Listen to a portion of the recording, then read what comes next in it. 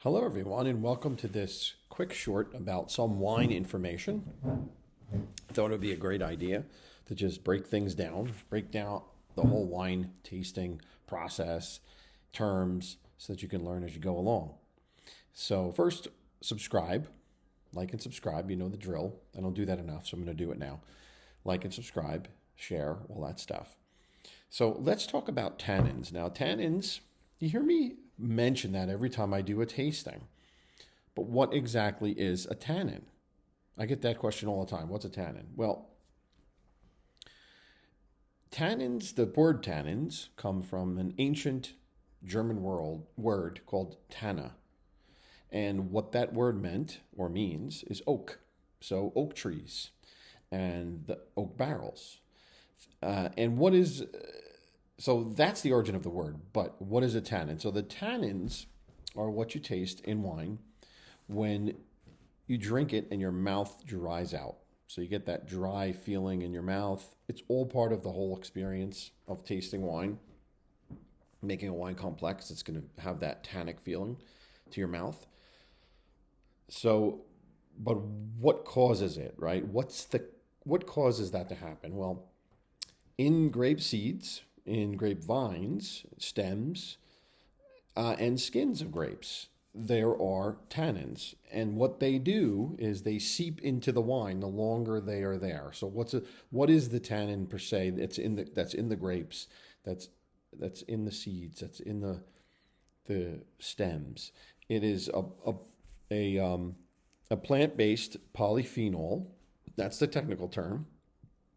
And a lot of good things come from that stuff, though.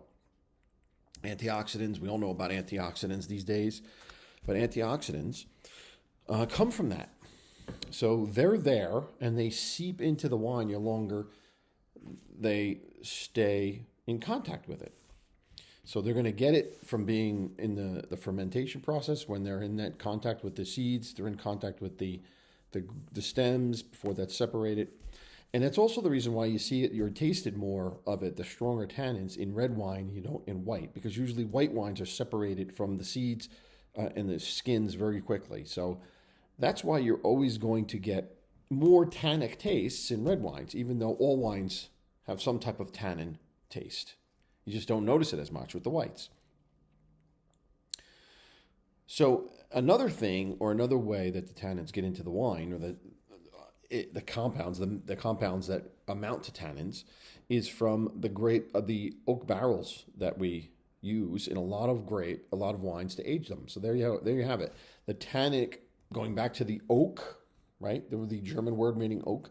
The oak barrels, a lot of tannins come into it. So if you find a wine that's been oaked a longer period of time, you're going to get more of that tannic feeling in your mouth, and it's that drying out, and it really makes for the more complex experience, because otherwise you get fruit without tannins. It's kind of bland. I mean, as you develop your palate, you'll know that, and you'll want that. You'll want more of an experience. You want the whole experience around tasting the wine.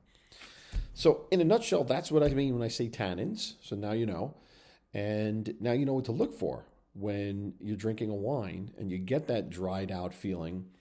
You're going to know that those tannins are from the grapes seeds, from the stems, from the oak barrels, and from the skins of the grapes. It's a natural compound that comes in from plant-based, and it has a lot of good for us. It does a lot of good for us. It makes it those antioxidants. It fills up with those antioxidants. You always hear a lot about wines being good for you, and that's why they're good for you, because of the antioxidant content, and that's where it comes from. It comes from the tannins. So there you have your wine moment, I guess, is what it is. And hopefully I've raised your wine IQ a little bit. So now you'll be more into, or at least know what you're doing, a little bit more of the experience, where things come from, and what I mean when I'm babbling off terms like tannins.